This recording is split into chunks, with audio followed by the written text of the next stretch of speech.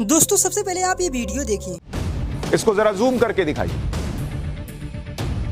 टीपू सुल्तान की तलवार के हैंडल पर जो लिखा था उसका मतलब हमें नहीं बताया गया। जबरदस्त तलवार थी, कवच तोड़कर घुस जाती थी, यह बताया, लेकिन हैंडल पर क्या लिखा था आपको पता है? हैंडल पर लिखा था, मेरी विजयी तलवार काफिरों के विनाश के लिए चमक रही है।